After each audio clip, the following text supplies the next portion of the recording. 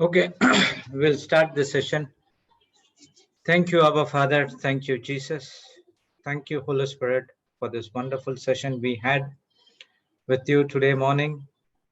We were studying about brokenness.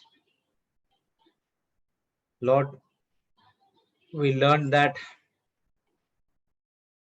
every person who are in this meeting, Zoom, YouTube, and in Facebook, we might have broken in some other area because of the unbelief and the sin. Lord, even though we gone astray, you never let us go, but you sent your only Son, our Lord Jesus Christ, who broken his body for our sins, and he given us the reconciliation, the relationship between you and us. Thank you, Lord, for this amazing teaching, which we learned yesterday and today about the brokenness. And now the same ministry has been given to us as well, where we have to reach out to the broken people who are in this planet Earth. Lord, there are so much of people who have been broken. It is our responsibility that you have given us the ministry of reconciliation to restore their relationship with you as well. Lord, give us the grace. Thank you for giving us the grace. Thank you for giving us the love.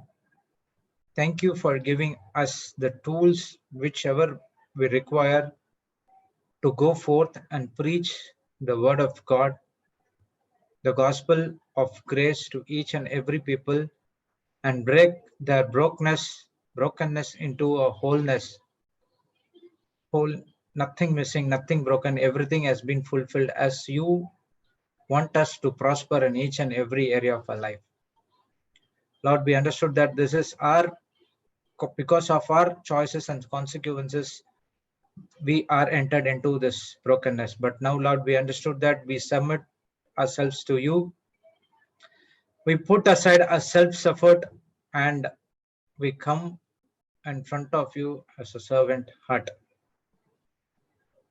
Thank you, Lord, for giving us the Holy Spirit. Without him, we cannot able to do anything. Thank you, Lord, for teaching this wonderful teaching through Papa Johnson and Sister Jocelyn, where we understood easily each and everything which has been taught here in this class. Thank you, Holy Spirit, for taking complete control of this meeting as well as us. Help us to speak, use our vocal cords to speak only God wants to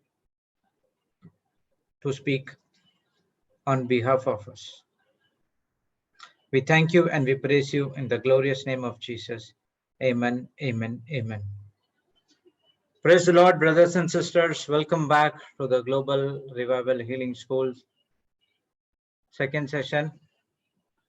So we were an amazing time with the Lord. We heard testimony of a lady, and Sister Jocelyn shared a sister testimony. Papa shared his one testimony. So the same way, each and everyone would have been gone through this kind of brokenness in our life, and how we came out only because of our Lord Jesus Christ and no one else. That we studied in Luke 9:23. That's only we have to put our self-effort aside and to believe only on God. When you make God as the only source, he is the one, he is the author and finisher of our faith. When you look into Lord Jesus, and then where you get your wholeness in your life, the wholeness is whole, nothing missing, nothing broken, everything is filled up to the brim, and even it is overflowing, where we can use our the same tools what we got from this teaching, where we can go and help others to come out of their brokenness and give the wholeness which is as God has promised, where we can enter into his rest. Praise God. Okay, amplified version. See, Luke 9:23 in amplified version it says, and he was saying to them all, if anyone wishes to follow me as my disciple, he must deny himself, set aside selfish interest. So here it defines as selfish interest. Whatever your desires, whatever your thinking, it's selfish. It's clearly said that it is selfish desires, because what we were thinking is, I have to get benefited, my family, my wife, my mother, my children, my brother, something like that. So all things are operating under the flesh, that is into from the unrenewed mind. Praise God. So he says that set aside selfish interest and take up his cross daily, expressing a willingness to endure whatever may come. When you take up the cross, when you decide that, okay, when I submit according to the word of God, when you are a doer of the word of God, we know that the tribulation and trials will come in our life. The storm will come in our life. When you starting to get into the word of God, there will be always a battle in each and every second. So marvel not, even the world will come against you, because we are the doer of the word of God, because the Satan does not hate us because of Jesus Christ. So where we are going to do only the good works of Jesus Christ, that's the reason the world will come against us. And whatever may come, and follow me, believing in me, conforming to my example in living, and if need be suffering or perhaps dying because of faith in me. So he given us the whatever thing we have to do. First thing is believe in him. So we already saw that believing in him is something like confessing on the promises, have faith and believing what God has did for us in the cross. So when we believe on him, we will enter into the rest where we fight our unbelief, which is from the kingdom of hell, through the word of God. Conforming to my example. Yesterday we learned that Romans 12:2, do not conform or change to the pattern of this world. Praise God. So it says that we should not change or conform to this pattern of this world, to change yourself according what the world says. Change according to what the situation says. Do not change according to the circumstances the world economy says, but conform to him. Praise God. Conforming by to my example in living. So Jesus came this planet earth. He never lived a life of his own, but he lived a life of the will of our God the Father, where he went about doing good who are oppressed by the devil, and he went and healed the sick and every other people who are needy and poor. Praise God. So God is saying that Jesus is saying that believe in me, conforming to my example living, and if need be suffering or perhaps dying because of faith in me. So if you have faith in Jesus, you will come across suffering, and even though you might die as well. Think about the disciples, apostles of Jesus Christ. No one had a natural death. They have been either they have been cut, the head has been cut down, crucified on the cross, or they have been stoned to death. So it's something like that. So that is what it's saying. And suffering, it's not the suffering of the sickness what we have. No, it's not like that. The suffering is talking about suffering of gospel, for gospel. Okay, praise God. And need suffering, perhaps dying because of faith in me. So if you put across your self-interest, you put aside the self-effort and everything, when you come into see Lord Jesus and take his cross and walk daily, then you will be having this kind of things which is against you.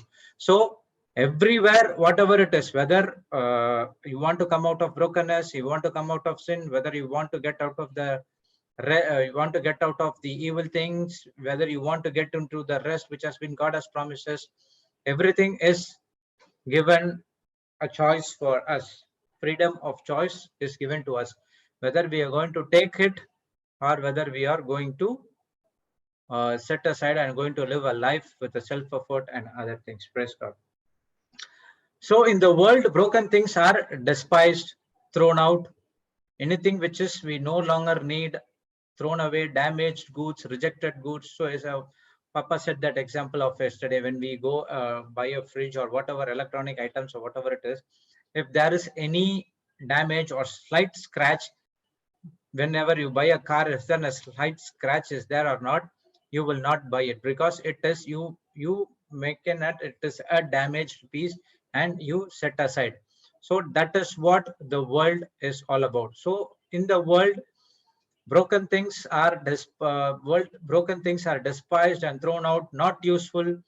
Have you heard people saying that you are nothing? Even I heard that same kind of a word when I was going for an interview. You don't know anything.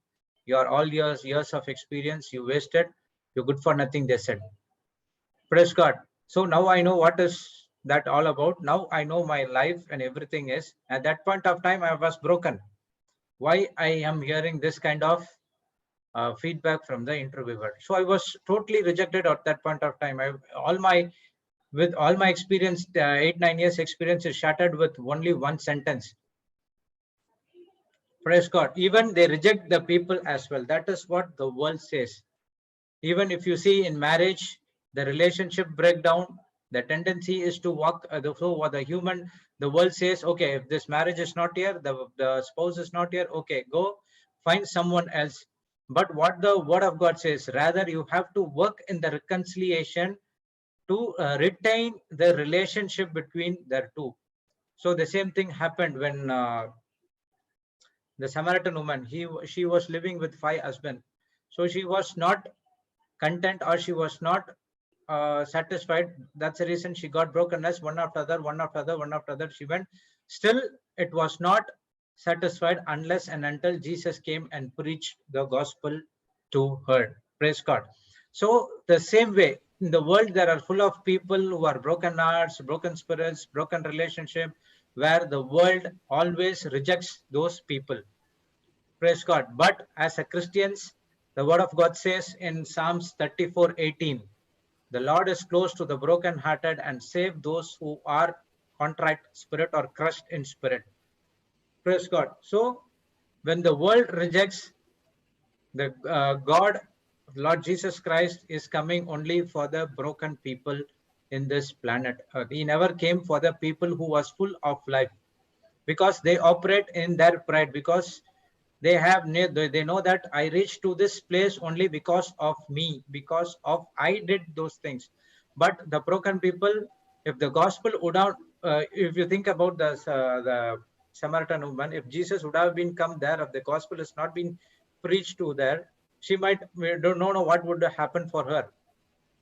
So Jesus came only to give reconciliation to us, and he has given the ministry of reconciliation to us so that we can go outside and reach out for the broken people who are totally broken out, and share your testimony and come take them back to the kingdom of God. Praise God. So, okay, the Lord is near to the heartbroken, and he saves those who are crushed in spirit, contrite in heart, truly sorry for their sin. So even in one point of time, we were also broken. I am broken in some areas, Papa broken in some areas, Sister Jocelyn, everyone is there. So now we know the torture we gone through. We know the life which we gone through. Praise God. So that's the reason now Jesus said that you know what you've gone through, and now it is your time to reach out to people to get them back into the kingdom of God. Praise God. Yes, sister, you want to share something? Brother, you're continuing? Continue. Revision, no? Yesterday's? No. I just, whatever we studied, I'm just putting into it. Okay. Praise God. Thank you, Jesus. So, yeah, brother. So we all have been in brokenness. So that worthless, broken, despised, worthless. Yeah. Praise God.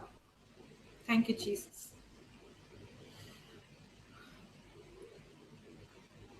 Should we write something of brokenness? Yes, okay.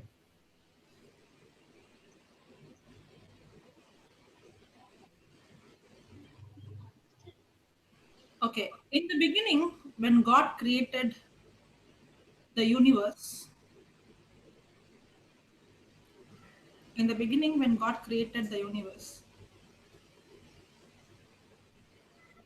brokenness did not exist.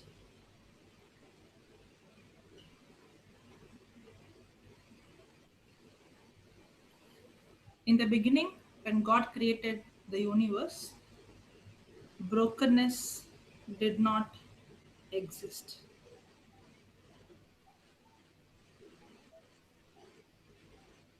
Brokenness is the fundamental brokenness is the fundamental disorder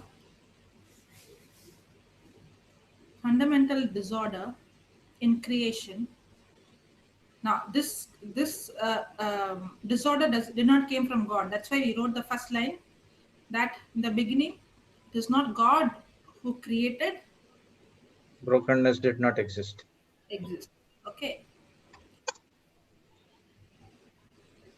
It is the fundamental disorder in creation that affects our relationships, that affects our relationships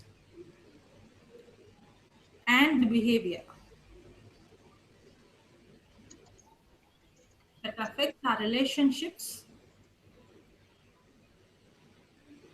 and behavior. Yes, God.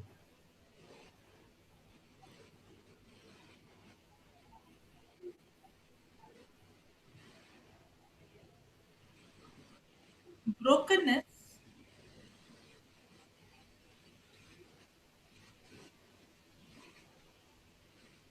is the disorder comes directly from the enemy or directly from the devil.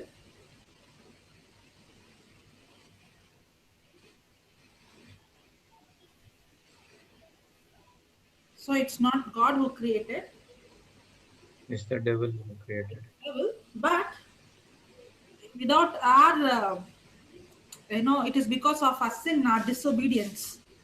Okay. And that's how we permitted the devil, and it is the devil who is the author of disorder. Brokenness. Okay, the good news is the good news is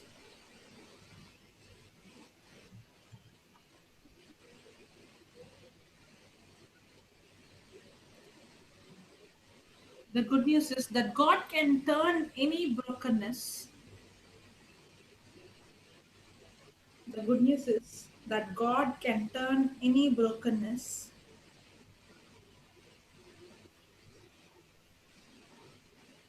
the good news is that God can turn any brokenness in our lives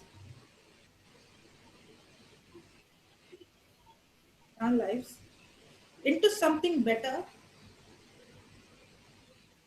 into something better and more beautiful than before. The good news is that God can turn any brokenness in our lives into something better Better. and more beautiful than before. He offers us reconciliation.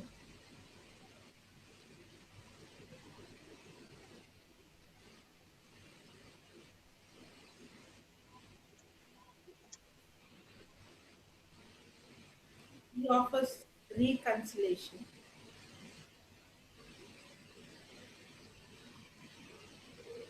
When we turn back to Him, when we turn back to Him,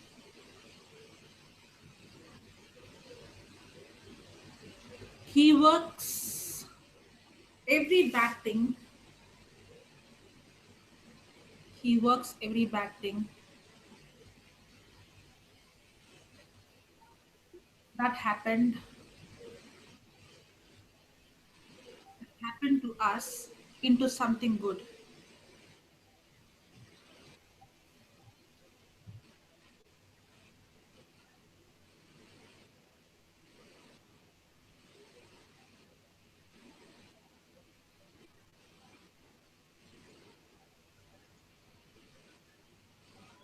Lord.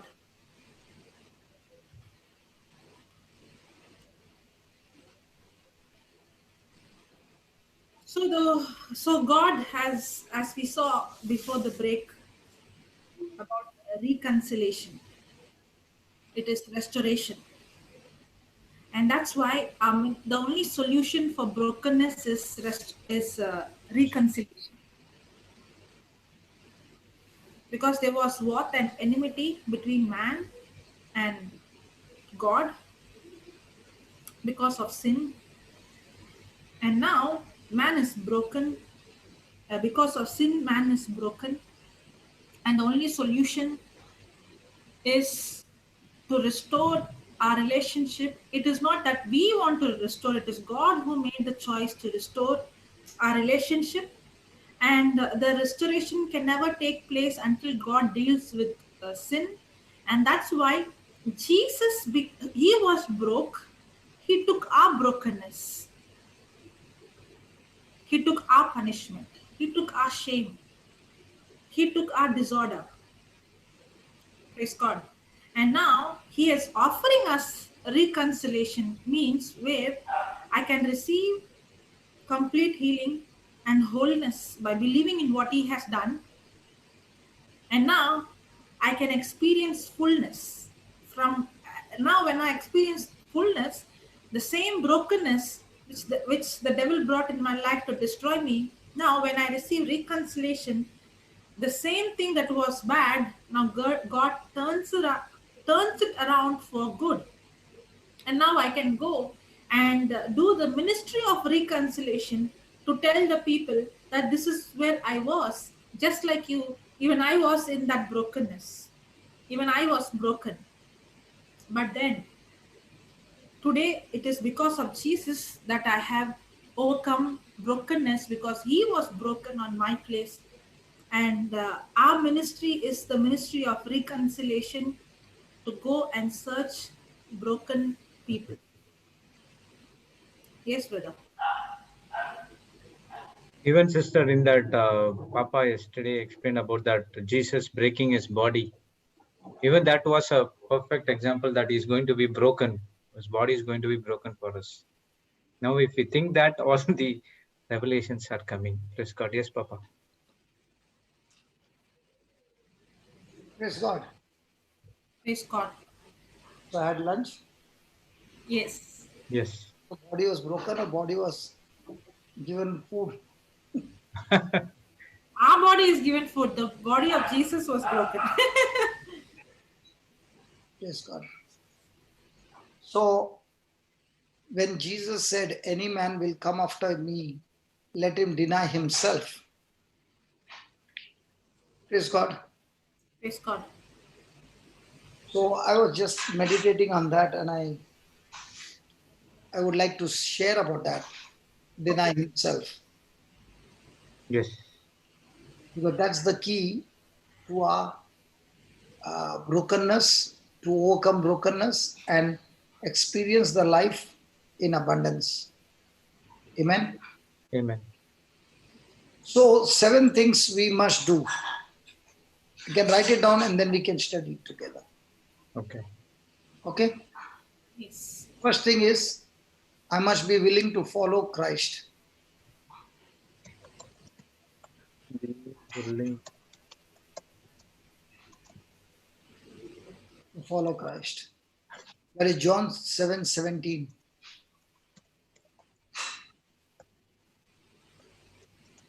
Second one is to deny self. Deny self. Mark 8:34.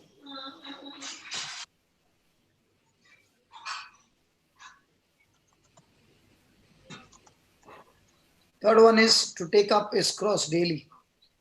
To take up cross daily. not periodically, not periodically, or when it is convenient, when it is convenient and profitable.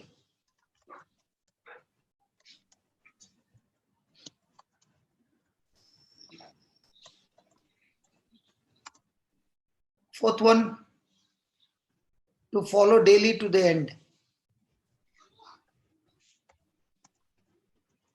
To follow daily to the end, not for a while. Not for a while. That is Luke 8:13. Luke 8:13. Then the fifth one, to lose life. To lose life, not gain it. To lose life, not gain it.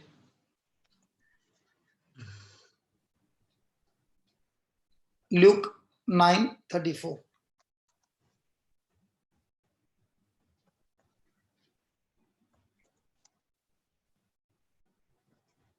Then to live free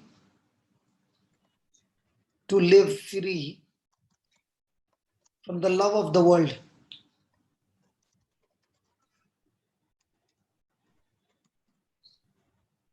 To live free from the love of the world. That is Luke 9:25.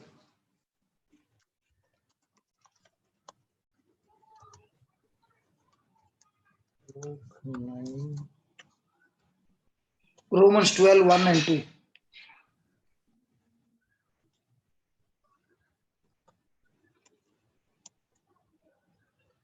Romans 12:1 and 2.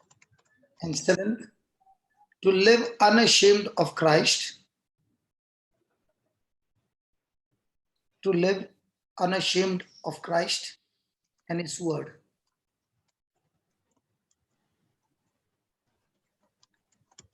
Sorry, Papa, what was that word? To live? Unashamed. Ashamed. Unashamed. Oh, unashamed. Okay, thank you. Christ Live. and His words.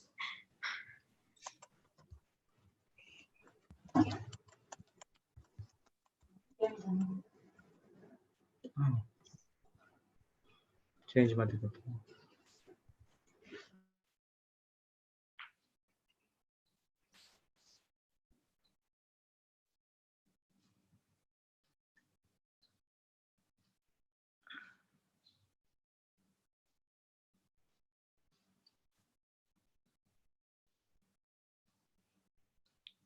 So the first thing is, I must be willing to follow Christ.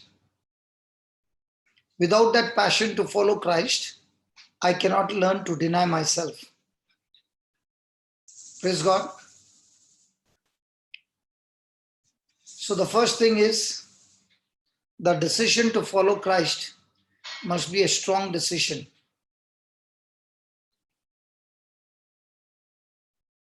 Second one, he says to deny self. So let's go to Mark 8:34. Mark 8:34 says the same thing. Whosoever will come after me, let him deny himself, take up his cross and follow me.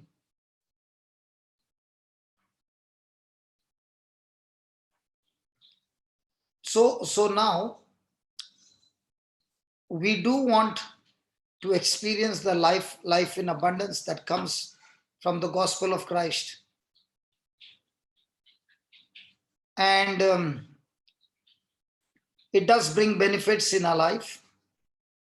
But before we experience the benefits,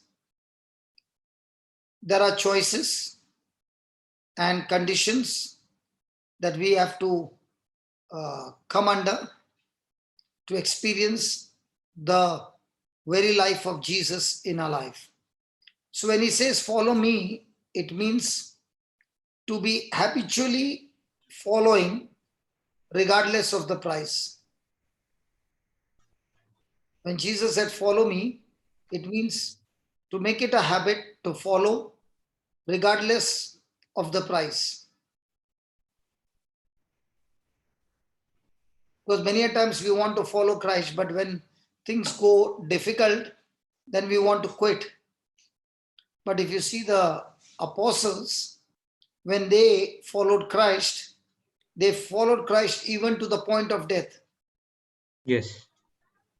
So following Christ is not when everything is easy, convenient, and popular, but also in every moment of our life. Praise God. Praise God. So after being born again, okay, now before getting born again, we all have our own brokenness, we all have our own difficulties, we have a lot of issues that we have learned in this world. But the moment you came to Jesus and received Jesus as your Lord, God and Savior, and you have got born again, now the first thing is that you must continue being willing to follow Jesus. Second thing is To deny deny. myself. I have to deny myself daily. And what is this deny myself daily? First one, renounce all self-dependence. Jude, you can write it down, very, very important. Deny myself daily means renounce all self-dependence, self-interest, self-pursuits, which are contrary to God. So when I'm saying deny myself daily, means no longer operating on self-dependence, no longer on having self-interest, and no longer having self-pursuits which are contradicting to God's word. Praise God. Praise God. So we have this battle every day, Yes. learning not to depend on myself, but learning to depend on God through His word. Most of the time we are interested in what? My own self-interest or kingdom interest. My own self-interest. So when you have your own self-interest and you're operating on that, are you following Jesus or are you following your own desires? Own desires. So there are many times I want to do things which are contrary to the word of God. So now, will I pursue those things or put to death those things? Put to death those things. Praise God. Amen. Amen. When I'm following Christ daily, is it for a while or is it for a lifetime? Is it for a while when we have some problems? Then we follow. After that, we will leave him. Praise God.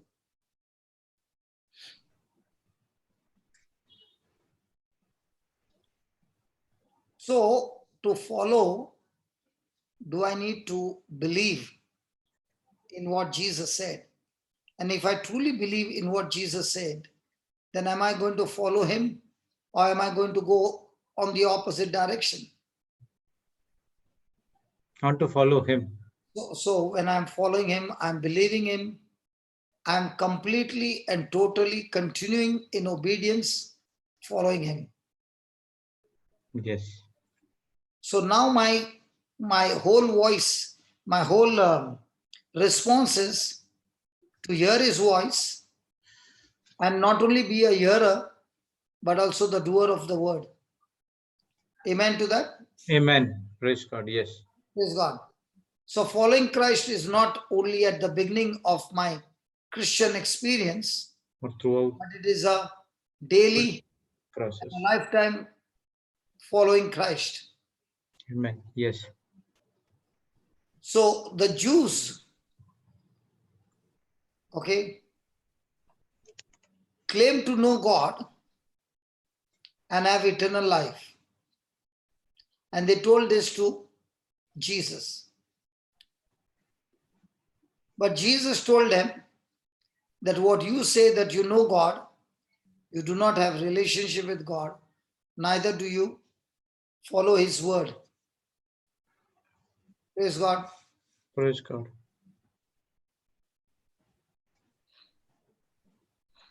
Can you repeat that? If you know God? Okay. The Jews claimed that they had eternal life. Yes.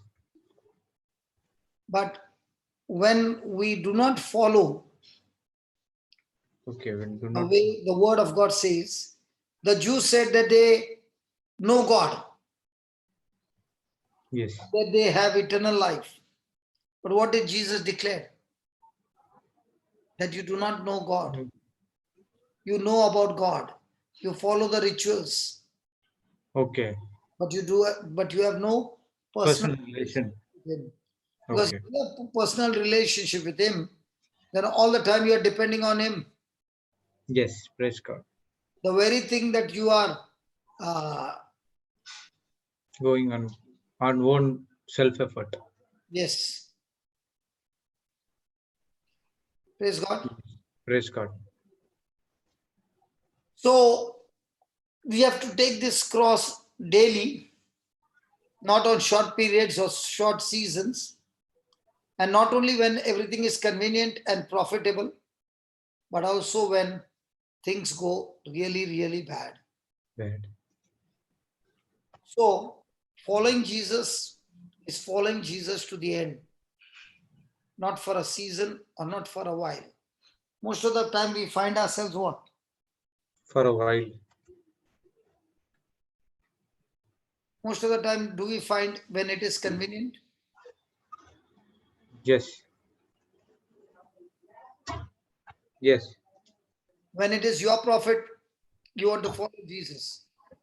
When it is you are getting involved with somebody who is really in trouble and you want to help him out by preaching the gospel, will that trouble have some trouble on you as well? Yes.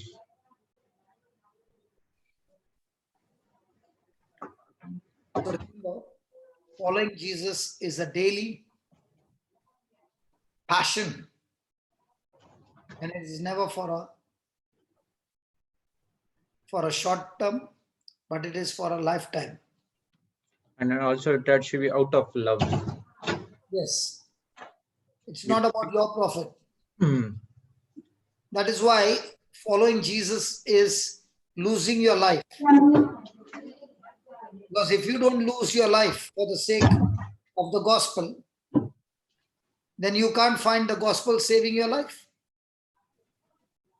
yes. That's why he said the one who will lose it will keep it. The one who will save it shall lose it. Praise God. Yes. Praise God. Praise the Lord.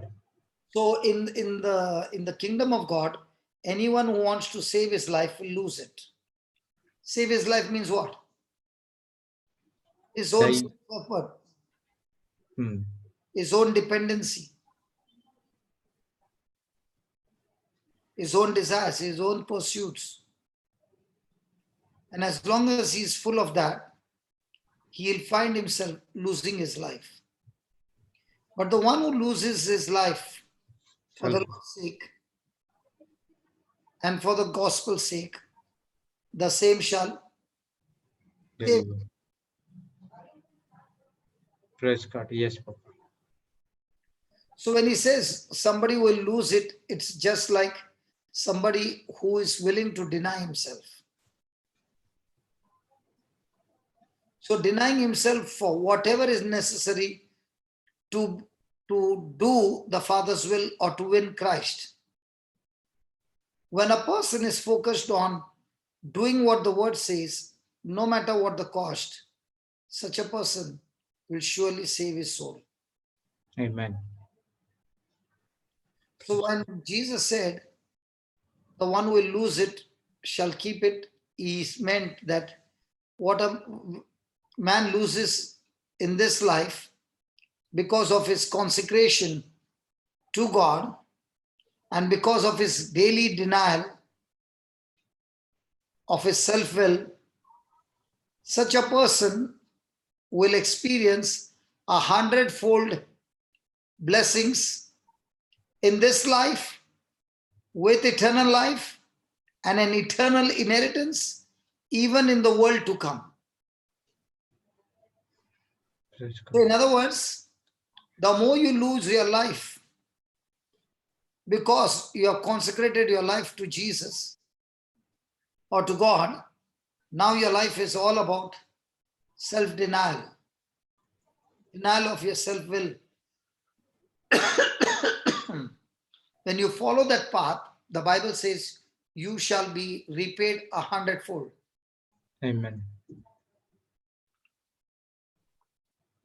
And 100-fold is not only in this life, Eternal.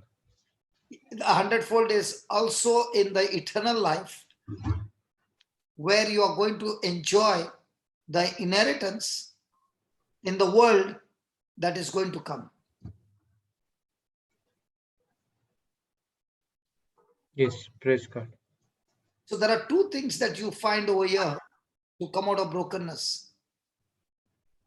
That I have to deny myself and take up the cross daily. So denying myself is only for the sake of Christ. Denying myself is because of the gospel of Christ.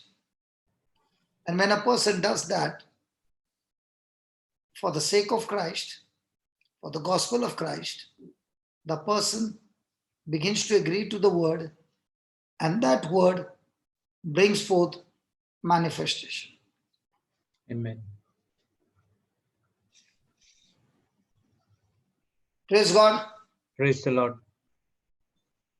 So do I have to follow Jesus daily Yes.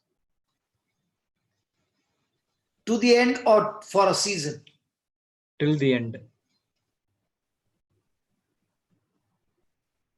Now my question to you is, Jude, you are doing this for the first time, Yes, Papa. for the last 4 months. Hmm. How do you find this life?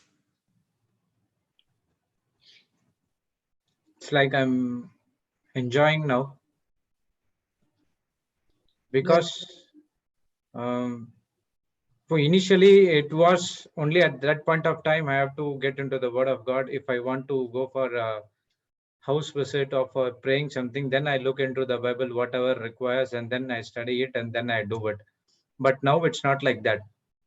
Each and every time it's like you have to study the Word of God. Now cross-referring with some other scriptures as well is wherever the same scriptures is there, cross-referring with the different versions as well. So it's like I'm enjoying this life now. Praise God. It's no words to explain. It's like that I'm overwhelming of the work I'm doing. I'm just doing out of love, not out of anything. Yeah, the motivation is not money, the motivation is nothing, but the motivation is simply that I want to do it for Christ.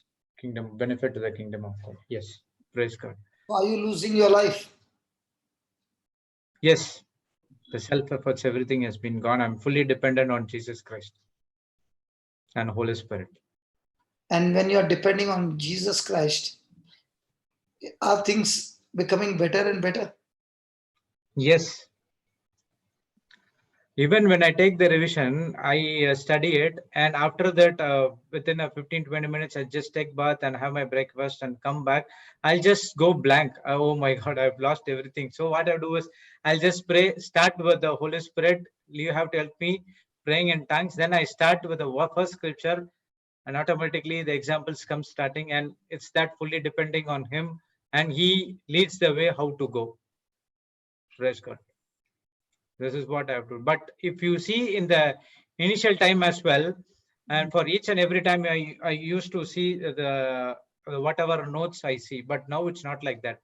It's now the Holy Spirit is talking on behalf of me and everything going on His part, according to His part. Isn't this stress-free? Yes, that is important.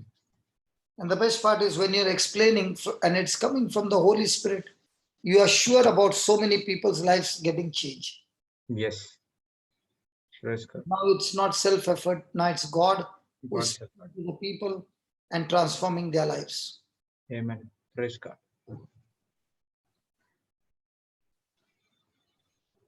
Even though I was before that the sleep time was more, I'll hit the bed by 9:30 or 10, and I'll just wake up by 8 o'clock or 8:30.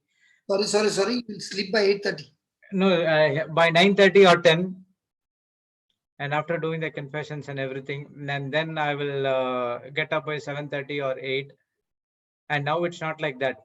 Even though I'm spending time with the Word of God, even though I have a less number of sleep hours, even it is fully refreshed when I woke up. So even though it's sleep, we are talking with the Holy Spirit what to do, what I have to speak. Even I'm thinking about only what scripture I can refer, only those things. And this has never been your life all these years. No way. It was not. So how is your relationship with your wife now?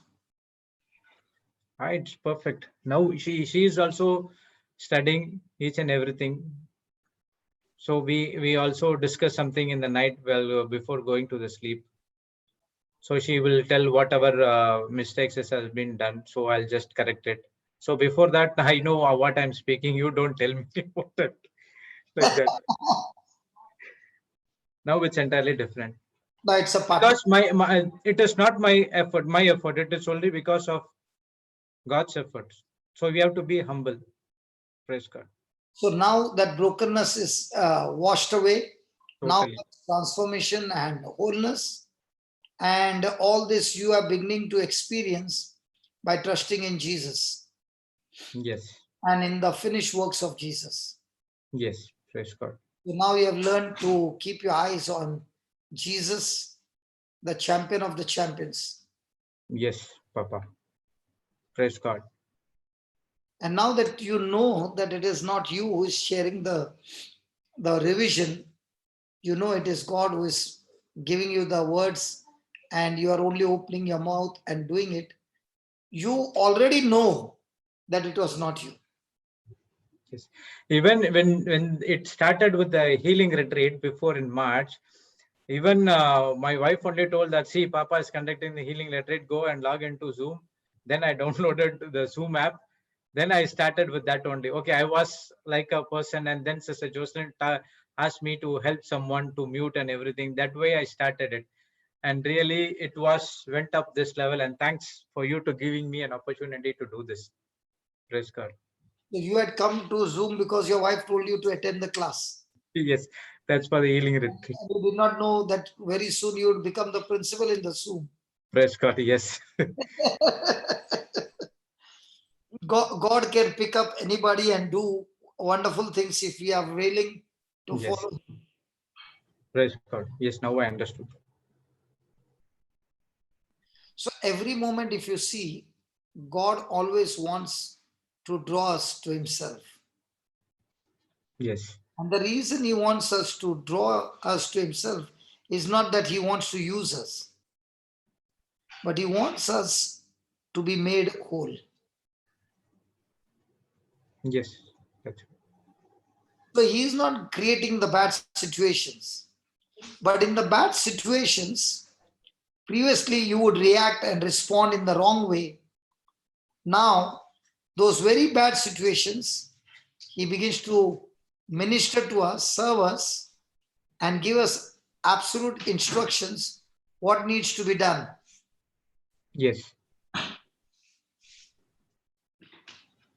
That's what we fully depending on him to give us the instructions what to do. And when you follow his instructions and start doing it, you begin to realize, oh my God, I never knew that it works this way. And it is so smooth and so easy. Really, yes. And even in these 4 months, you said in one retreat that the global retreat that we should not hit our children, and then we should not only you have to show love, and you have to pray in tongues while they're sleeping so that the fear will go out. So even after that, I hearing that it almost 100+ days, I never hit my son till now. So it was only saying of love. And has he changed? Yes. Has he changed? Lot. Much more than your beating? Much more. Now he's taking class and all, right? See, initially he was taking it, and after one point of time, there was a gap. He would not be able to do it, but now he started to attending the retreats. He come and sits with me. He take a Bible and he has his own notes, and he'll write it out, and he will take the class, and everything is going on. Praise God. So don't you find such a big difference in this 4 months? Yes. Praise God. What your thrashing could not achieve, the love of God through the word of God brought amazing difference in your son. Yes. So before that, we were said, oh, you have to do this. Before you were imitating Papa Johnson, but now what happened to you? You were not singing any songs. You were not confessing the scripture. What happened to you? We used to literally force him. But after these days, when I understood that there is a lot of changes has to be taken inside of me, which I have to decide on it, then I started to take that decision to change myself, and automatically seeing me, then the relationship also increased, and he got changed as well. Praise God. So you wanted him to be a perfection. Yes. And God wanted him to be whole. Yes. So you were using the cane to get him perfected. Yes, Papa. But then you began to realize that even your life did not change by a cane. Okay. Your life began to change by your love and relationship with God. Yes. And when you yourself discovered such a big change in you, you began to say, I can do the same to my son by giving him love instead of showing him a stick and getting things done through threats. Yes. So now you see such a big difference between you wanting him to be perfect in all his ways, but now you find him a complete wholeness where everything is fallen in its place. Amen. Praise God. So you wanted him as a perfectionist, excellent performance. Praise God. Whereas the wholeness is about your entire being. Yes. So remember, we cannot experience wholeness through our Self-efforts. willpower or hard work. Yes. Praise God. Praise God. I'll just stand, Baba, for some time, okay? Sure. As soon as I came, she disappeared. So she came back. The current would have. Yeah. Current. Yeah, the current exactly. What, Papa? But I was listening on my phone. But it was going cut. It was getting cut and coming, but I was listening. Can you hear me? Oh, Papa went on mute. Oh. Papa, you are mute. Yeah, we can't hear anything. Oh, I might take the Bluetooth. Yeah, you must be in the Bluetooth. Praise God. Praise God. Praise God. So, what did you learn? This 4 months, what I've learned is each and every time God give us an opportunity to first to change yourself. That is myself. Where he pointed out this. You are not perfect in the area, and you want your son and your family members to be perfect in this area. First, you change, and then after seeing you, they will automatically change. Now, your change also did not come by your effort. Yes, it's not my effort. Yes. That is very important, Baba. Your change did not come out of your effort. Your change came as you began to believe the word of God. Yes. Yes. Yes. Yes. And that is the key factor for experiencing the healing from brokenness is that your son has given us an excellent example to explain this topic from brokenness to wholeness, is that you are using the stick like the law to get his effort in the right way. But you found that he was doing, but he was doing it out of fear with no interest of love. Yes. But the real change took place when he saw the other children operating in the children's ministry. Is that right? Yes. And when he saw the other children, their love began to flow. And that love, now it is no more the threat or the force, but it is the love that is making him sit from morning till evening. Yes. Even for the first 2 weeks, I was sitting in the computer and he was sitting aside. After that, he came and told me that, no, I want to sit in this chair. And then after a week, I was putting the scripture side. Then he said that, you teach me, I will put the scripture. And he is putting, even in my absence, in the regular retreat also, he will come and put the scriptures. Yeah. Isn't that how God is teaching us the difference between the law and grace? You are using pressure to change him and make him perform. Yeah. But he was performing, but he was performing out of fear. Yeah. But now when he got into a love relationship with God, now he's saying, I want to come and sit on the chair on my own. I want to do this. I want to do that. Now it's not about he doing it because he wants to perform. He wants to do it because he loves Jesus. Yes.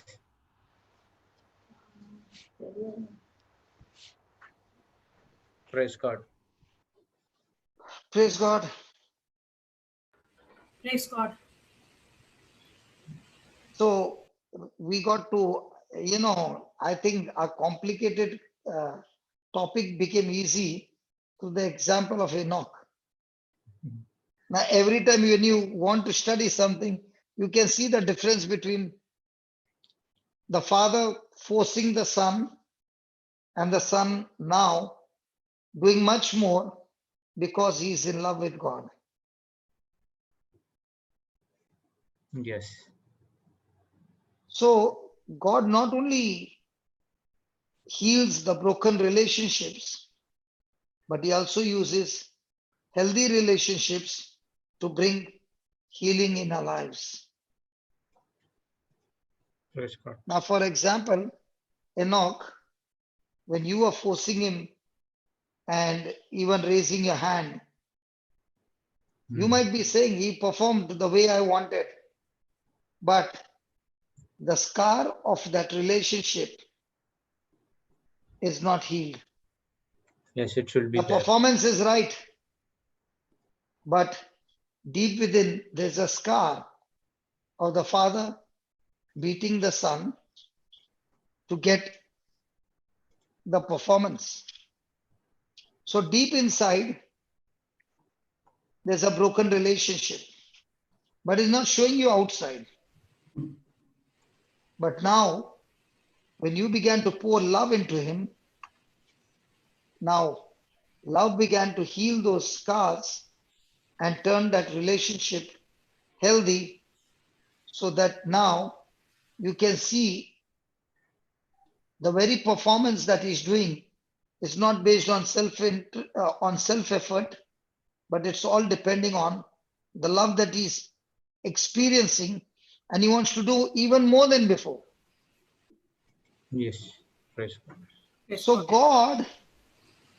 So God is saying that he is not interested in our performance, how much he is interested in our relationship. Yes.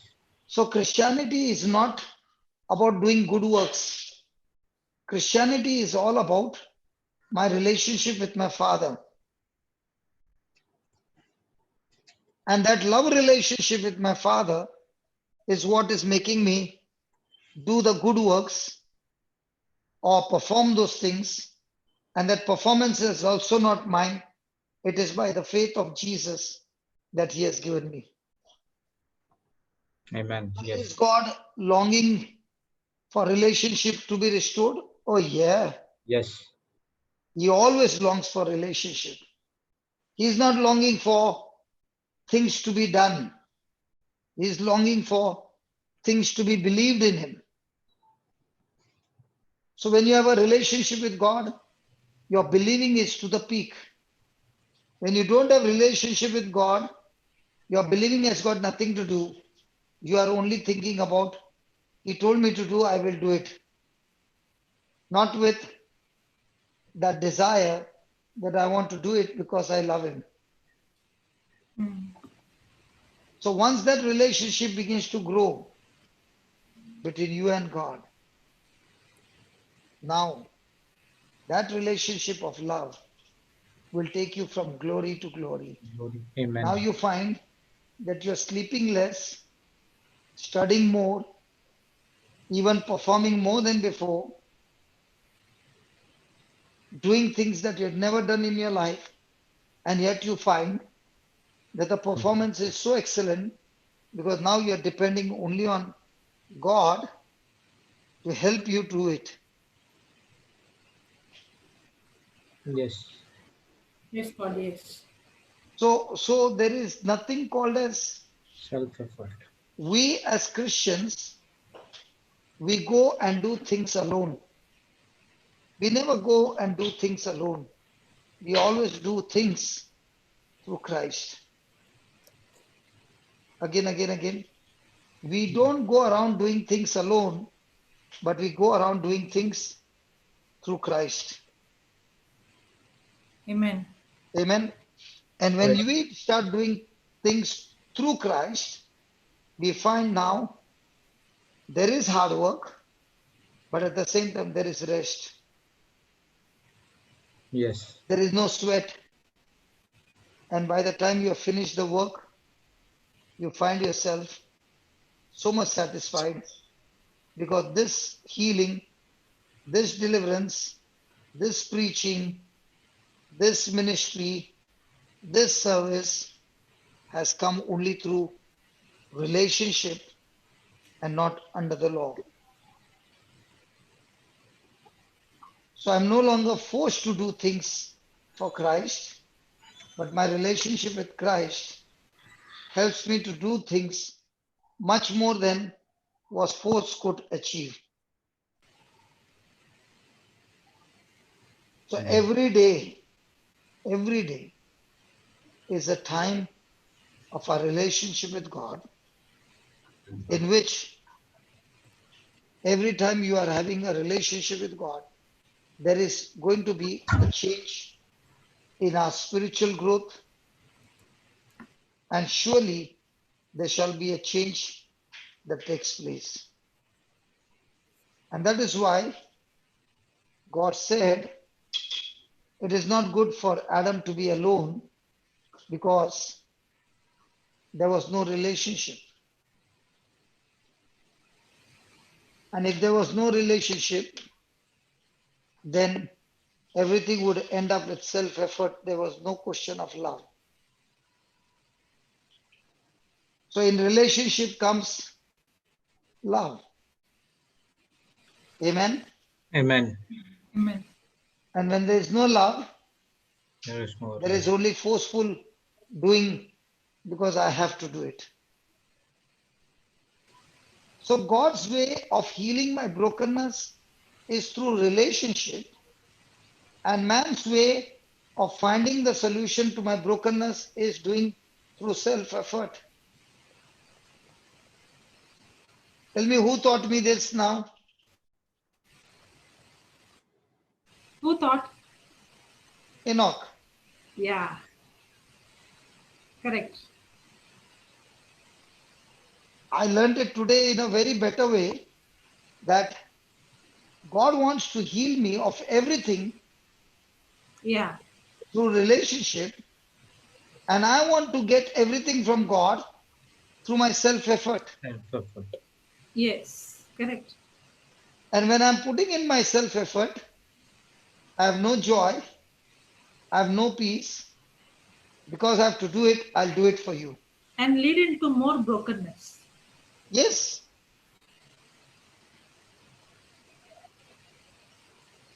So when you're doing it out of love, it does not matter whether the person appreciated you or not, because you did it out of love.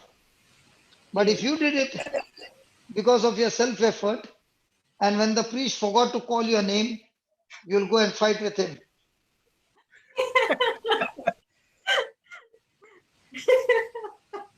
Jude, can you see the difference? Yes, Papa. Now tell me, the work that you put in the church and the work that you're putting now, is it the same, or now it is even more than before? It is more than before. But how come we don't appreciate you, we don't say anything, and yet you're coming every day? It is the relationship out of love. Relationship with us? Jesus Christ. Oh, you don't have any relationship with us, that means. You heard that, Jocelyn? It automatically comes out, so we don't worry about it. So, in other words, Because even you are serving Jesus, you are having a good relationship with Jesus. So everyone, we are connected in one family. So correct. Because our relationship with Jesus is love, and because none of us are interested in self-effort and performance, that is why our identity is not there. We have denied ourselves. Very true. Yes. And because the identity is not there, it does not matter whether you appreciate me or not. I no longer live. Christ lives in me. And I'm doing it because I love Christ. So now, when the devil says, see, he did not even say thank you to you. He said, who cares whether he said it or not? Anyway, I did not do it for him. I did it for Jesus. And it doesn't break me anymore. Must have forgotten it. Doesn't matter. But I want to tell him, thank you very much. So, when you're doing it out of relationship, is there any strife? No. no, Is there any vainglory? no. No. What is in your mind? Love. No.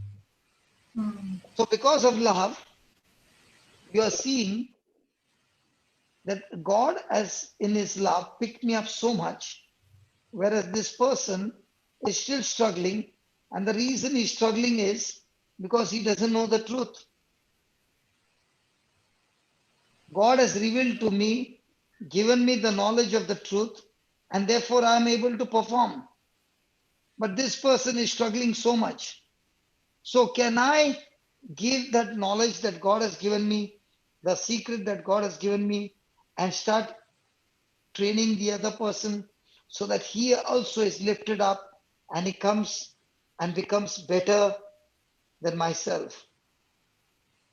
Yes. Yes. I'll tell you, every time I hear so many students who go and listen to Florida, who is preaching at night. Okay? Are you hearing? Yes, Papa. Yes, Papa. And then they say, she's preaching so beautifully, and she's going so slowly, and she's explaining so beautifully. Now, if I have no relationship with Jesus, then I will be threatened. I will be broken. I will have jealousy. Yes. I will have Yeah. bitterness because I can see her rising higher than I am rising. Yes.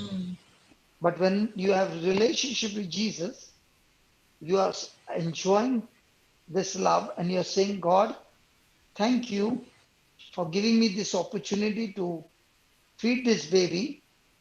And now I can see her rising much higher than me, explaining better than me, and life changing better than me. Yes. So there is no strife, there is no vainglory, there is no competition, there is no pointing of finger to put somebody down, but it is all about working on one mission to lift Jesus higher. Amen. Yes.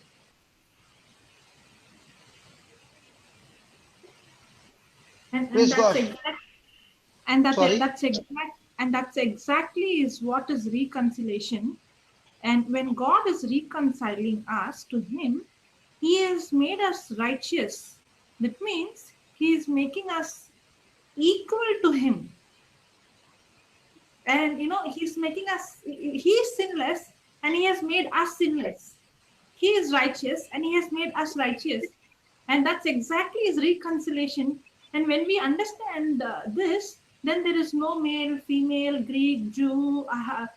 Then there is, as you said, then there comes equality. Exactly what ministry I received from God, the same ministry is what you are doing now. What you said, what you did to us, what you did to Flory is exactly the same.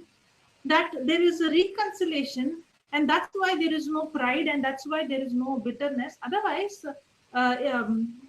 if there is no ministry of reconciliation, then it would be of pointing fingers and putting each other down, and it would become like the world Then it will end up with competition. competition.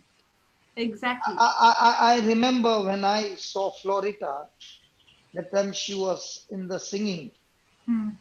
and all Yeah, the time in the the singing. youth. Yeah, yes. Okay. Then one day I asked her, if you are willing to take my advice, okay, the number of hours that you put to learn that song and sing, God is not interested in how good you sing. Hmm. God is interested in how much of the lyrics that you sing you believe. Yes. And for the lyrics that you believe, if you don't know the word of God, you will be singing a dead song. Hmm. But if you start spending time in knowing the truth, your life will change and you will be a blessing. And she took the word, what I said, and instead of spending hours together how to sing, she spent hours together how to apply the word in her life. Praise God. Yes. And that's when she actually quit singing completely, like, Yes. and she got into the word.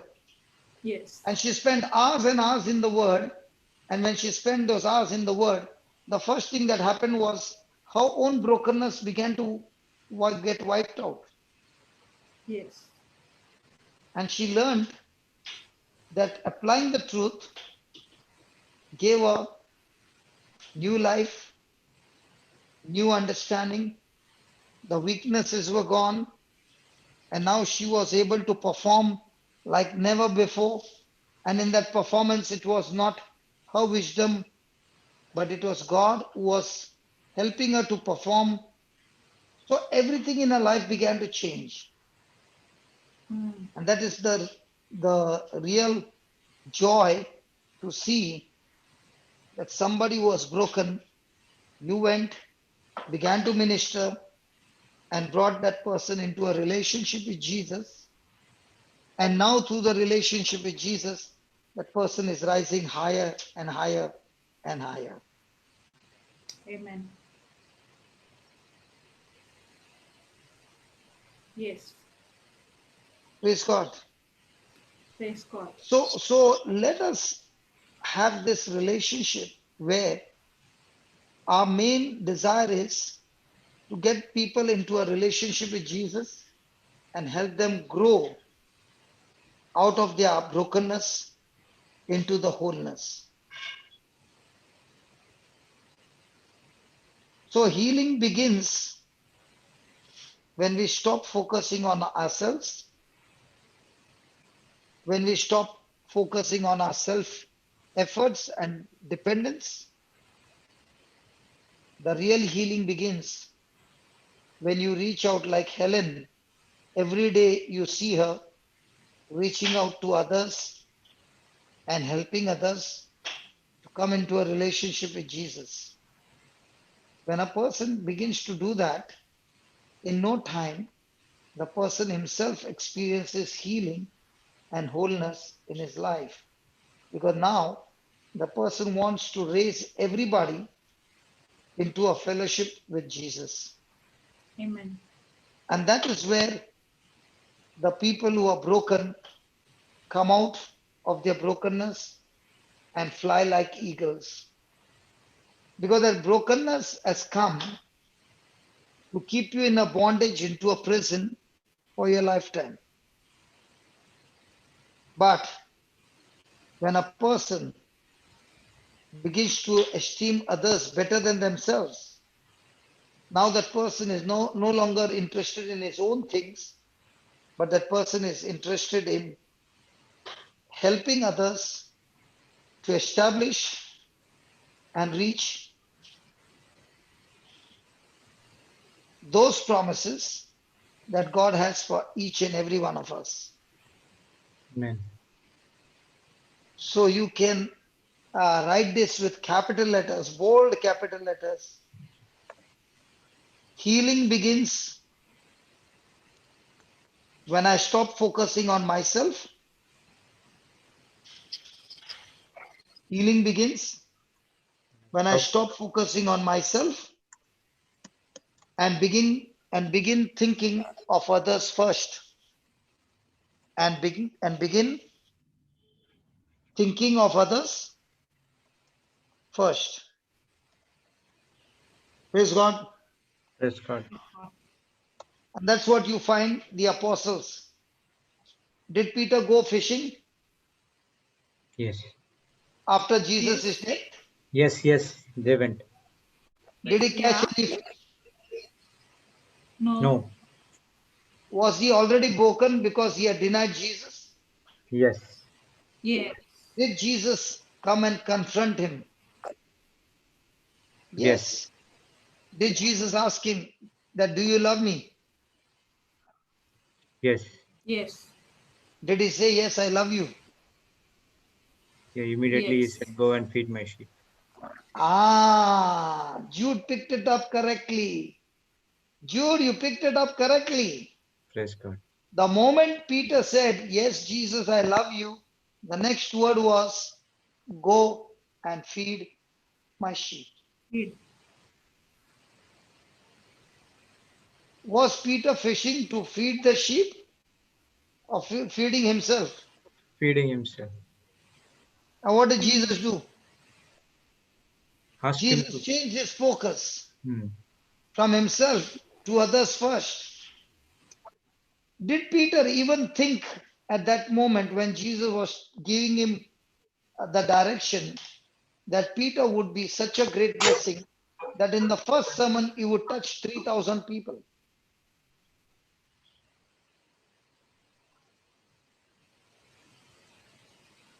Oh, Hello? he never thought of that. Immediately went and obeyed what Jesus said.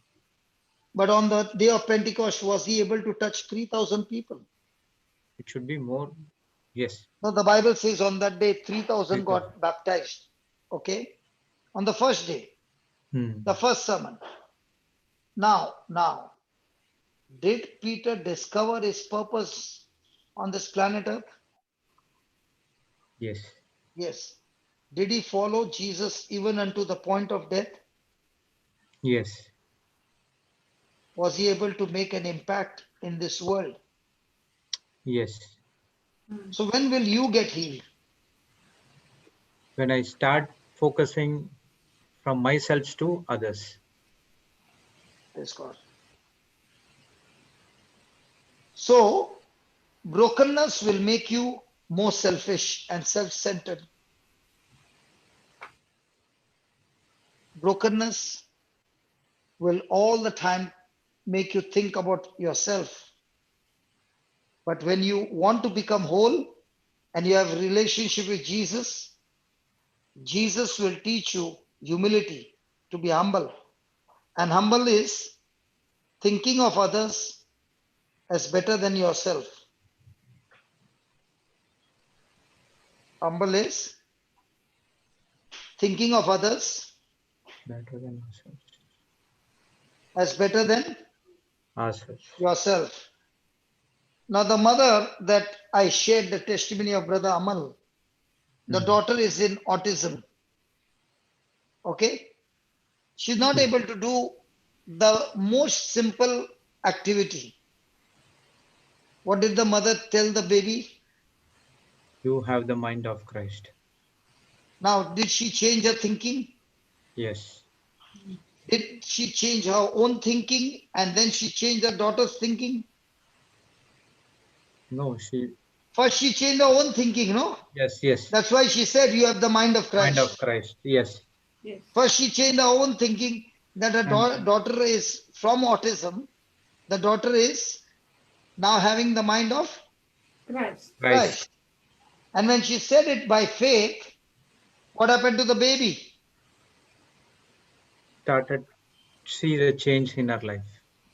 So, in the same way, when you see somebody low and you keep thinking that this person is so low, then will that person ever rise up?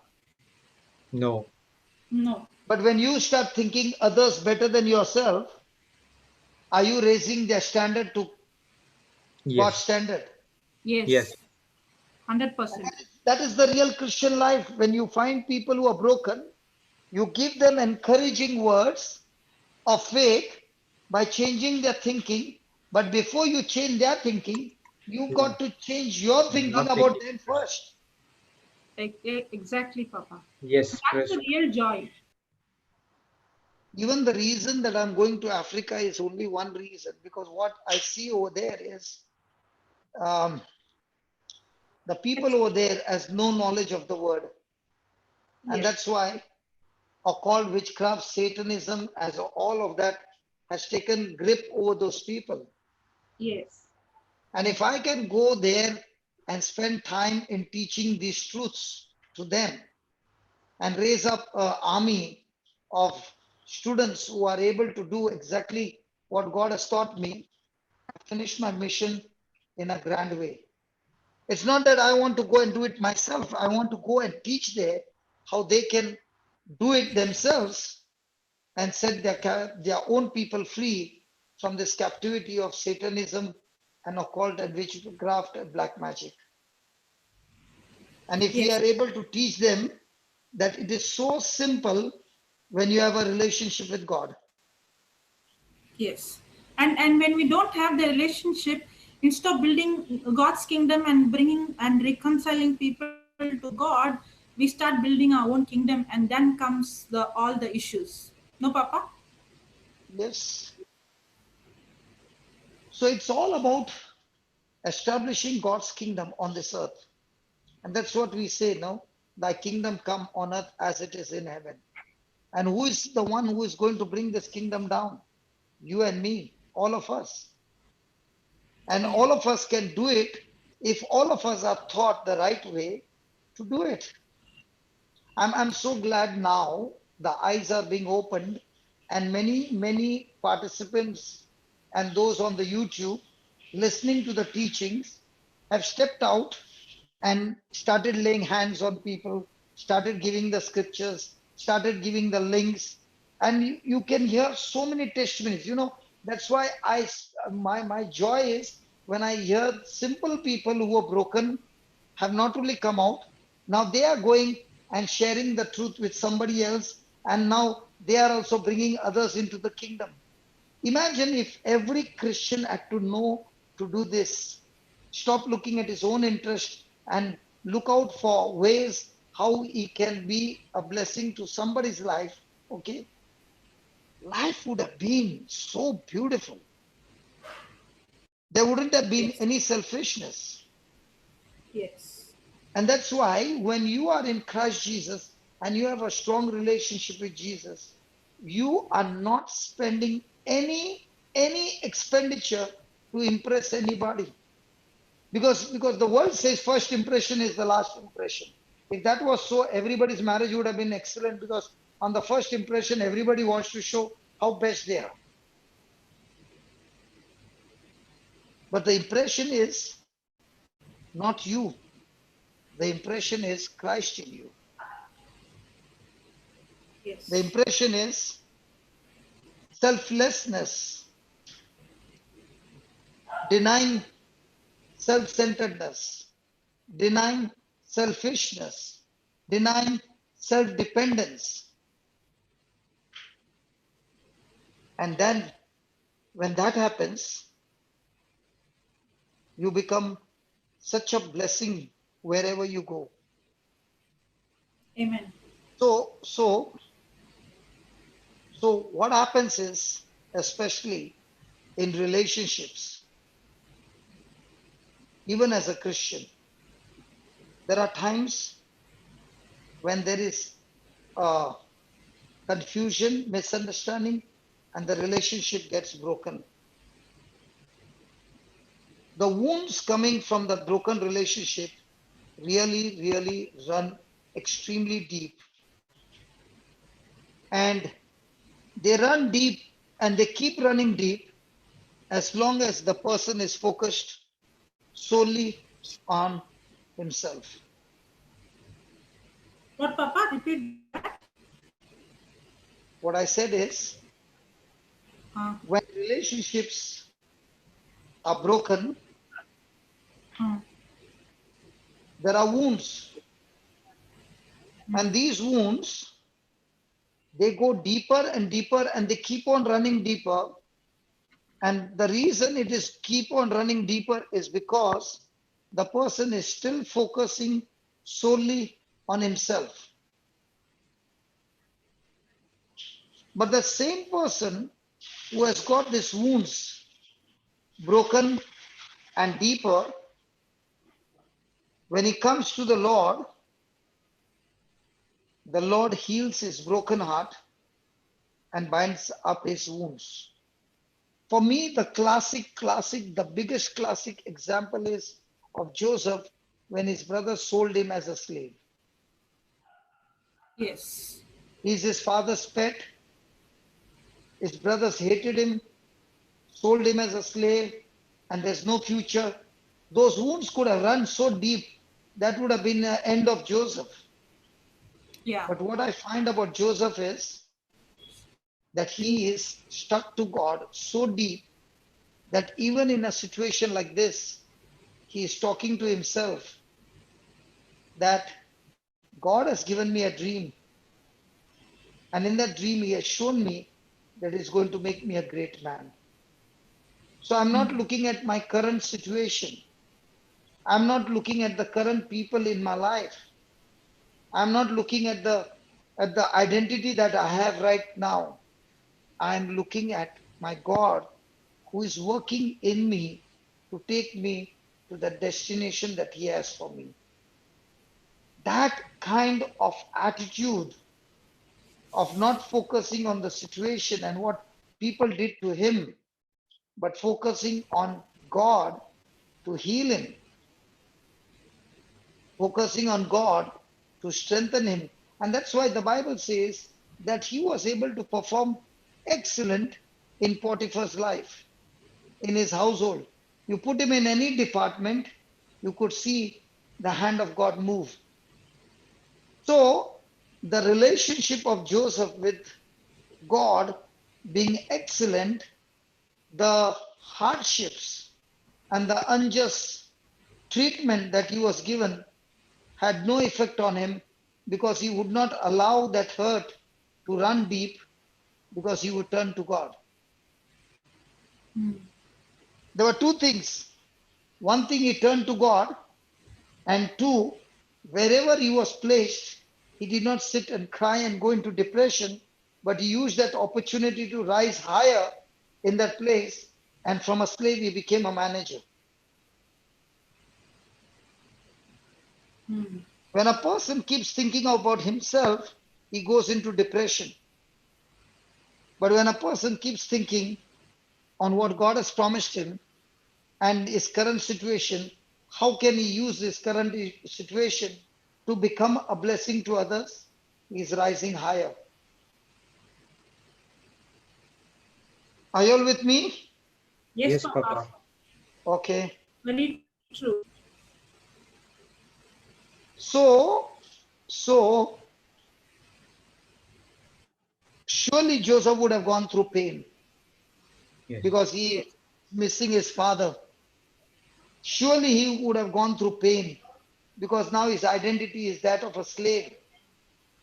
But what we find over here is that this pain that he was going through, he did not allow pain to give him pain, but he allowed pain to pain the pain.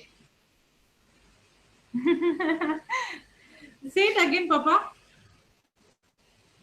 I don't know what I said, but I said that He did not the pain allow was the supposed pain. to, now the pain was supposed to hurt him with pain.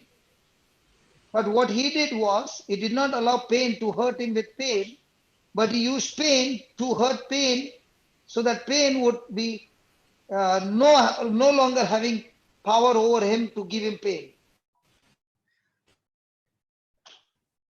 Confusing? You It's like trouble the trouble. trouble the Yeah, trouble, yeah, yeah. yeah. See, when the pain demands attention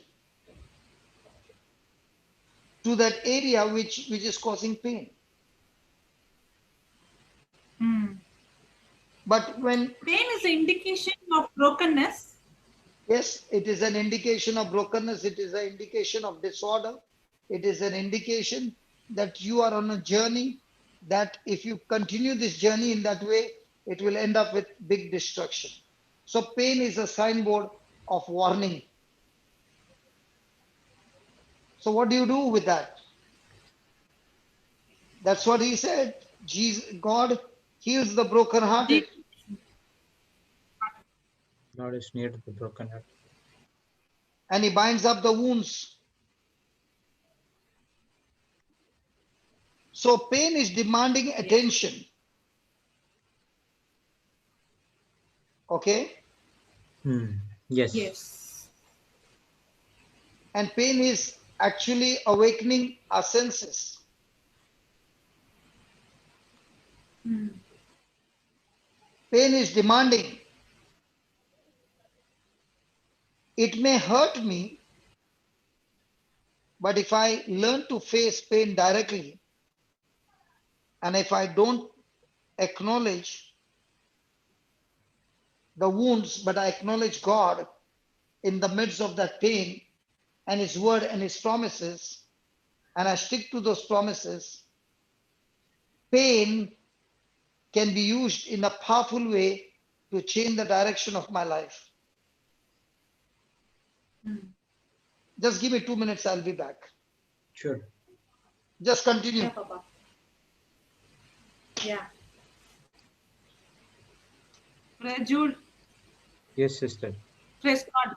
Yeah, Joseph is an excellent example. Yes. Yes. Yeah, but you want to ask something? No, I was telling about when he started his journey, he was only on destruction, only on pain. His brothers put him in the, tried to kill him, and they put him in the well, and then the Ishmaelites came and took him. They sold to the Egyptians, and then he was put to his prison. And think about, if you would have been thinking one thought that God gave me an excellent dream through the word. Now what is happening to me? It's exactly opposite. Is the really God is there? That is, everything will be gone out. But still, he was only operating on love. He did not have that whether God is there because of his relationship. Yes, that is important. Somebody has put pain can be used in powerful way. Please explain. Okay, so pain is an indication that there is, for example, Papa always gives an indication, an example of one person gets heart attack and he has pain, and the other person has heart attack but he doesn't have pain. What happens if there is no pain? The heart attack would kill that person. So the Yes. heart attack, when the heart attack came, only when there is a pain, I know there is a disorder, so that I need healing. Correct? Yes. So when I'm in brokenness, that pain that I go through is an indication that there is a disorder. Jordan, you need to give attention on that. Yes, and it's an indication there is a disorder, there is brokenness in my life, and now I knew that I cannot uh, handle this, and that's the time I humble myself. God. Yes. I believe you understood the person who asked. Okay, somebody has, but how to eradicate the pain when you lost your only son? How much you pray, it's not leading you nowhere. Praise God. Thank you, Jesus. Hallelujah.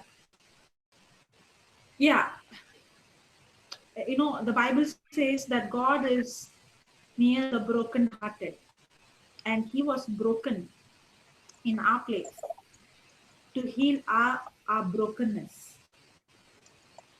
Praise God. Thank you, Jesus. And in this world, as this person has said, when you have lost your only son, or uh, uh, sister, if you have put only son, you put capital letter. Yes. Are you talking about Jesus, or you're talking about your son? What happened back? No, somebody has put a message. Yeah. Okay. Somebody has put a message when we were talking about pain, but how to eradicate a pain when you lost your only son. Okay, she's talking about her son. How much you Yes. pray, it's not leading you nowhere. That is why tomorrow we will study the process by which we can turn this into a glorious healing, into a glorious victory. Tomorrow is Friday. Better tomorrow. Yeah, tomorrow Brother Sudhir will be there on Saturday. Saturday. Okay. Yeah. Because first you got to acknowledge that the only person who can heal you in this is Jesus. Yeah, God of all comfort. Okay. Secondly, Yeah. I know it is hurting, but I must face this pain directly, because if I do not acknowledge my old wounds, they are still there buried inside, and they can resurface anytime in my life, and that can cause more damage. Yeah. Okay, let's take another half an hour. We'll finish this. Yes. Okay. Okay. Yes. Yes. So that we have this today only, instead of waiting for 2 days. Okay. Yes. Okay. Do Sure. overtime today. No problem. Okay. No problem, Papa. Yeah. See, there are When two steps. There are two steps to experience this healing from hurts. One is to acknowledge, and two, to let it go. We'll study that. Okay. Okay. The first step that I need to do is to acknowledge the wound that I have. Go to Galatians chapter 6, verse 1, 2, and 3.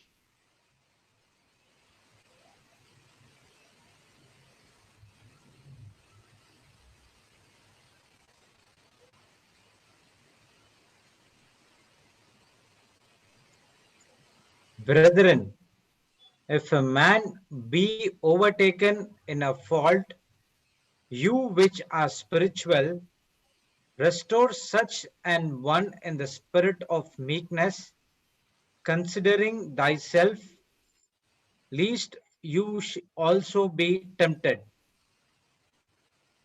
Then, Bear you one another's burden, and so fulfill the law of Christ. then, For if a man think himself to be something when he is nothing, he deceive himself. Okay, I will read from a different translation, okay? Okay. Dear brothers and sisters, if any believer is overcome by some sin, you who are godly should gently and humbly help that person back on the right path. And be careful not to fall into the same temptation yourself. Share each other's burdens, and in this way, obey the law of Christ.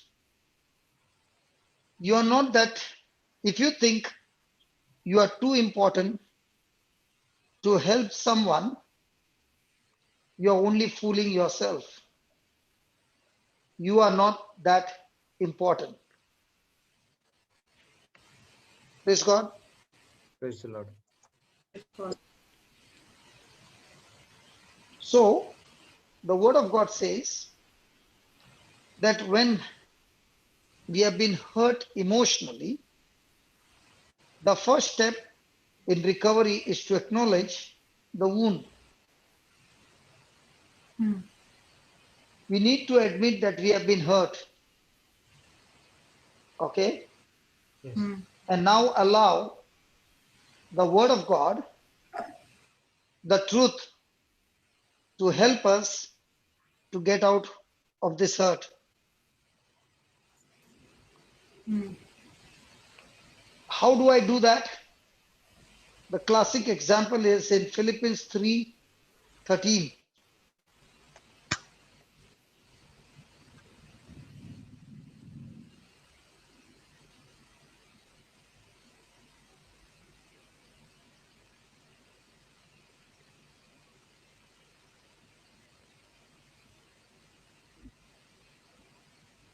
Philippians 3:13. Brethren, I count not myself to have apprehended, but this one thing I do, forgetting those things which are behind, and reaching forth unto those things which are before. Read that again, Baba. Brethren, I count not myself to have apprehended, but this one thing I do, forgetting those things which are behind, and reaching forth unto those things which are before. Just read from the Amplified, Baba.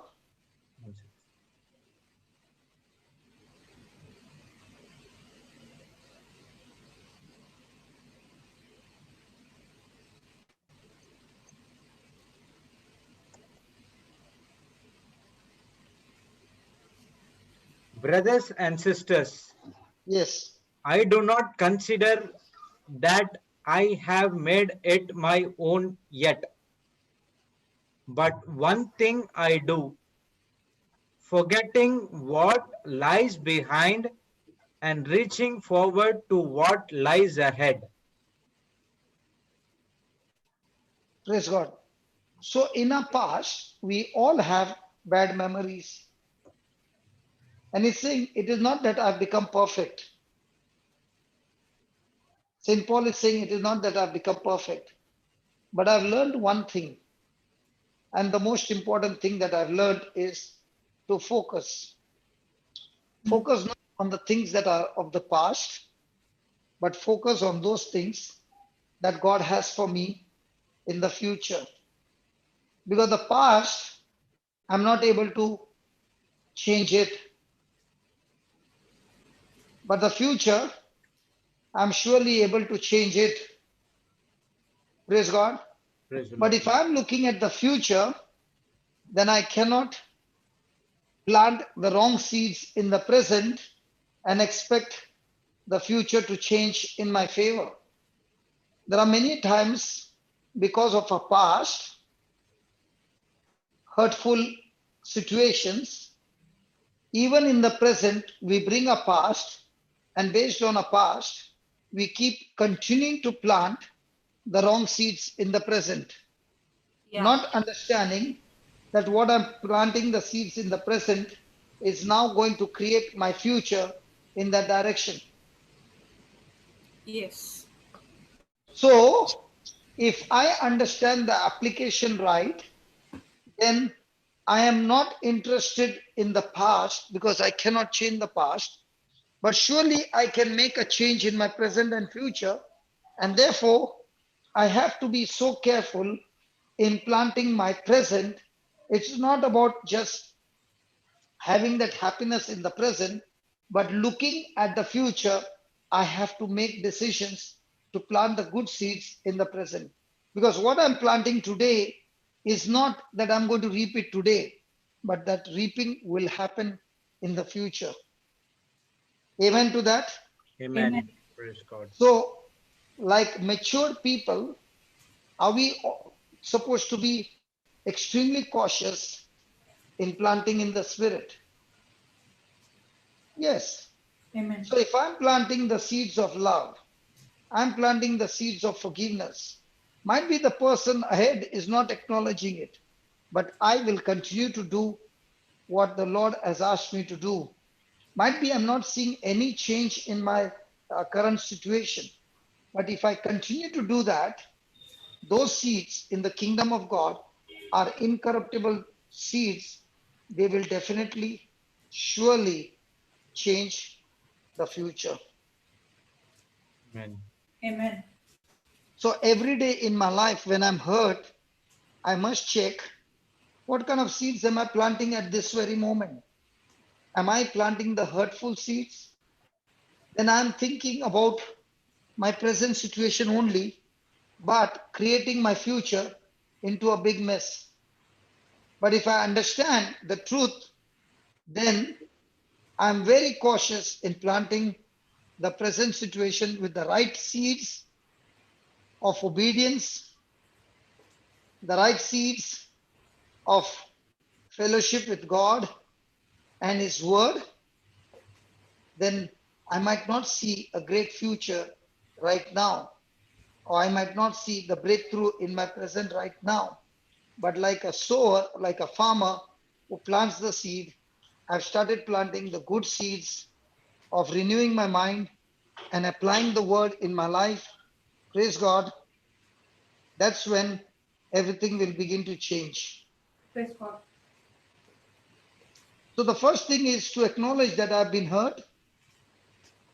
And if possible, allow the people who are grown up, who are spiritually matured, to help me come out of the hurts by their lifestyle. Praise God. Praise the Lord. The Galatians 6:1-3 is talking about we who are spiritually strong must be the ones to go out and find these people who are in hurt and help them to get back on the right path. Praise Yes. God. Amen. Praise So God. also in our life, we must allow others who are stronger than us to share in that hurt, to share in that pain, to give us the right truth, to teach us to apply. And that's the first step. The second step in healing is to identify and let go of those relational patterns where we keep falling into the same issue again and again, reopening the old wounds. Mm. Papa, repeat that.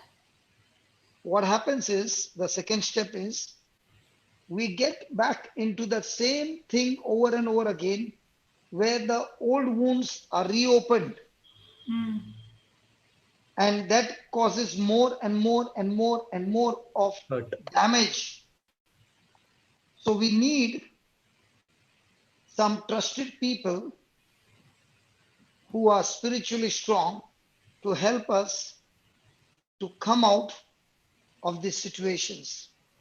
And that's why the Bible school, what is the Bible school doing? Learning. Even if you do not have any individual, but you are sitting on the YouTube and listening to the word of God, it is as if Jesus himself is sitting in front of you and helping you and counseling you and giving you His guidance, His truth to deal with those wounds. Mm. And that's why Paul is speaking about his life, that he had terrible past, but then he learned that I need to focus only on one thing, not my past, but looking forward to what God has planned for him. Praise God. Praise Praise God. God. Thank you, Jesus. Thank you. Jesus. So how do I do that of coming out of my old wounds which are being reopened over and over again? Go to Ephesians 4:14 and 15.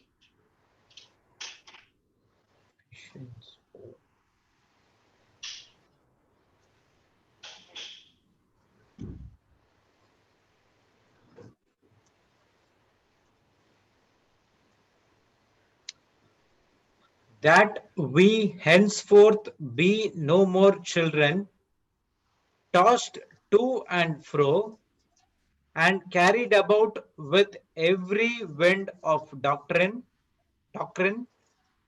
by the sleight of men and cunning craftiness, whereby they lie in wait to deceive. But speaking the truth in love may grow up into him in all things, which is the head, even Christ. Give me from the Amplified, Baba.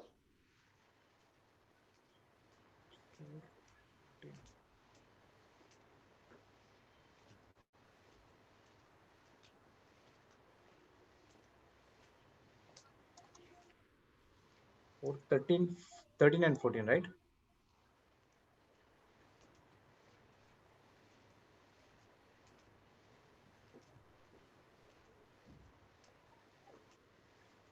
Yeah, Amplified.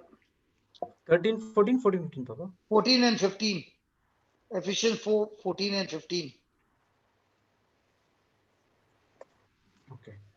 So that we are no longer children, spiritually immature, tossed back and forth like ships on a stormy sea, and carried about by every wind of shifting doctrine, by cunning and trickery of unscrupulous men, by the deceitful scheming of people ready to do anything for personal profit.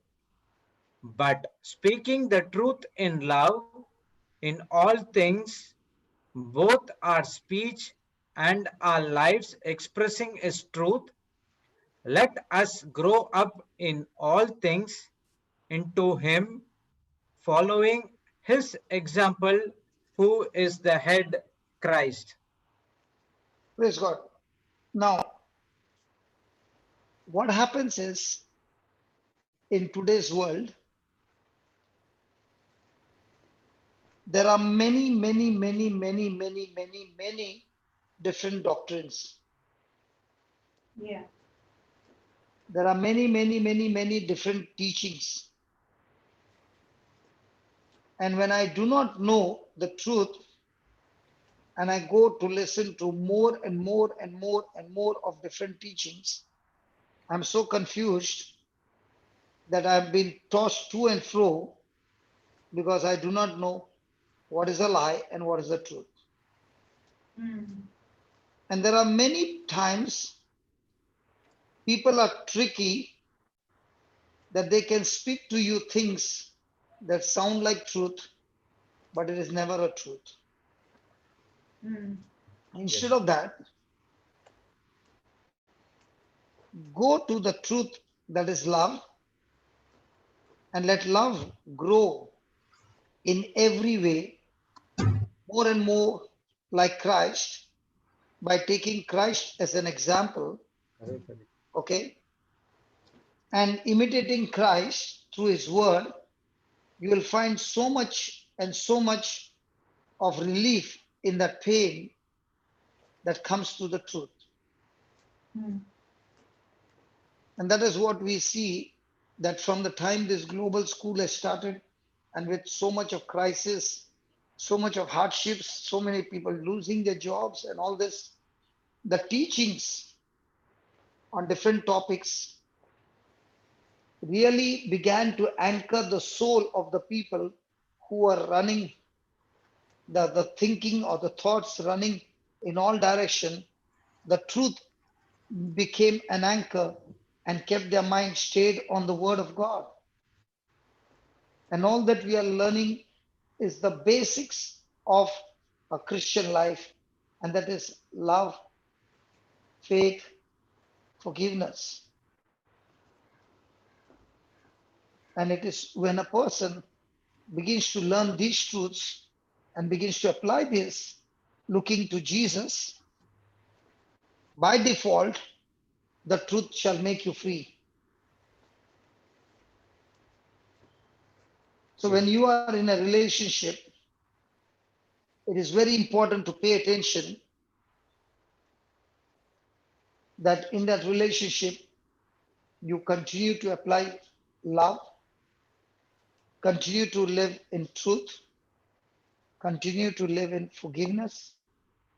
And now that journey will begin to change. All the toxic wound, pain, and poison will be sucked out by the love of God.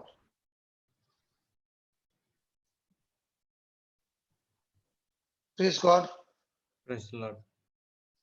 So learning to love and learning to forgive is a big, big, big step to get healed of your wounds. Praise God. Praise God. And this is a key to respond with agape love. And the response with agape love is always going to depend on how much of the word are you feeding your spirit, because it can only operate when my spirit is strong. And that's why feeding your spirit daily with the right teachings, and at the same time concentrating on not your wounds, but how you can use your time, your resources to help somebody come out of their wounds, will also bring healing to your own wounds. So as a Christian, our job is to look out for people who are broken, people who are hurting, people who are going through negative situations, and give them the love of Christ. And that is the master key to a Christian life. Praise God. To raise them up from where they are to what God has promised us in His Word. Praise God. Praise God. Papa, Okay. what is the second point you said? One is so we need to admit that we have been hurt. What is the second point? The second point is like this, Baba. There are some relationships where every day there is, hurt after hurt, like in a marriage. You cannot break that relationship, right? Yes. The wounds are getting reopened every day. Okay. Yes. So what is Paul saying? Paul is saying, I've learned one thing. Stop looking at the past, what has happened. Okay. Because of the past hurts given to you by somebody, we always think of that person as a hurting person. Now, what was the formula that we learned today? The baby was autism medically. But what did the mother say? She has the mind of Christ. So the mother began to change her thinking about her daughter as having the mind of Christ. And she kept saying that. And the girl in 3 weeks' time began to perform what she has not performed in her lifetime. In the same way, your spouse who is irritating you over and over again, the thought is based on my experience. Is that right? Yes. So now the person has to change that and start thinking on what God said, that my spouse has the mind of Christ. And if I believe that he has the mind of Christ, then I'm no longer operating on the wounds of the past, but focused on the promise that God has given me for my future. Okay. Yes. Now, all this is going to operate by faith only. It's not going to operate on the physical evidence. The words that you speak, the words that you believe, the words that on which you are ready to go into action, it's all about spiritual evidence. There's no physical evidence in your favor.